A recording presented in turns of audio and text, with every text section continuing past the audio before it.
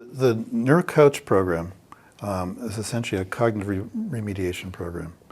Its primary focus is to take the inputs that we've identified from the NeuroCodex evaluation, specifically targeted to the particular condition that we're looking for. So for example, we had different ones for developing children versus folks with head injuries versus folks that are in recovery. And we've looked at those particular elements of the brain that need to be repaired or encouraged to grow or to be strengthened. We focus upon our thinking abilities, our emotional regulation system. We focus upon our overall resiliency. So when we go back and repeat those type tests or variations of the test, what we start finding is that we look at IQ scores as an example. So we might start with a 100 IQ score in recovery, okay, or a 95 IQ score.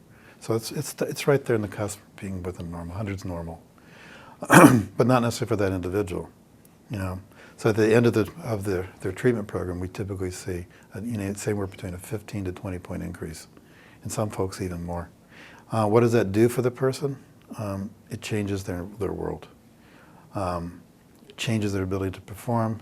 It makes them be able to engage again, to be resilient, and more importantly, to not relapse.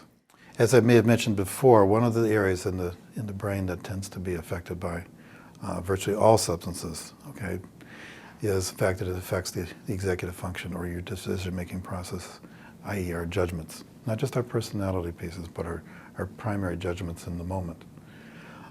Equally important, our ability to be present, not just engaging, but actually be present and being who we are in that moment, okay?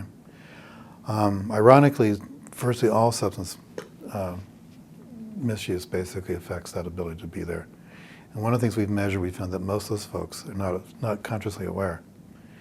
So one of the things we find at the end of the NeuroCoach treatment, that they are consciously aware, they are present, they do make proper decisions and choices, okay? We had a good study that we did. We did 300 folks that went through the program that were from recovery centers. And 2 years later, we took a look to see where they were in terms of recovery. Okay, and 2 years later, we found that they're basically relapse-free. Greater than 80% of them had not relapsed during that time frame.